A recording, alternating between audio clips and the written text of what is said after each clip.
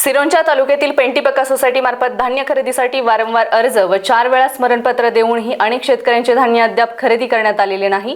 300हून अधिक शेतकऱ्यांची नोंदणी झाली असून त्यापैकी केवळ 200 शेतकऱ्यांचे धान्य खरेदी झाले आहे। उर्वरित शेतकऱ्यांच्या मागण्यांकडे प्रशासनाने दुर्लक्ष केल्याचा आरोप करत आजपासून पुढील 8 दिवसात धान्य खरेदी सुरू न झाल्यास राष्ट्रीय महामार्ग क्रमांक 63 रोखून आंदोलन करण्याचा इशारा शेतकऱ्यांनी निवेदनातून दिला आहे। यावेळी मोठ्या संख्येने शेतकरी उपस्थित होते।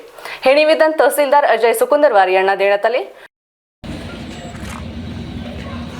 सिरोंचा तालुक्यातील पेंटीपक्का आदिवासी विविध कार्यकारी सोसायटी मार्फत शेतकऱ्यांचे धान्य खरेदी करिता वारंवार अर्ज देऊन सुद्धा अजूनपर्यंत 100% शेतकऱ्यांचे धान्य खरेदी झालेले नाही। 300च्या वर शेतकऱ्यांचे नोंदणी झालेले होते, त्यापैकी फक्त 200 शेतकऱ्यांचेच धान्य खरेदी झालेले आहेत। अजूनपर्यंत 136 शेतकऱ्यांचे धान्य खरेदी झालेले आहे।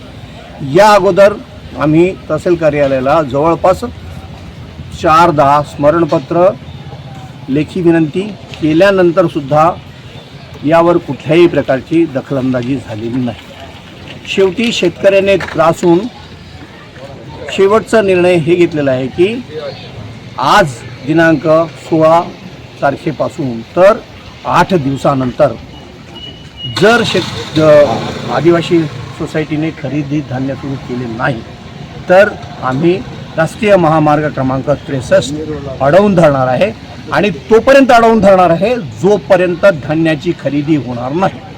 Shyam Benjanwar, star Maharashtra news, Gadchiroli.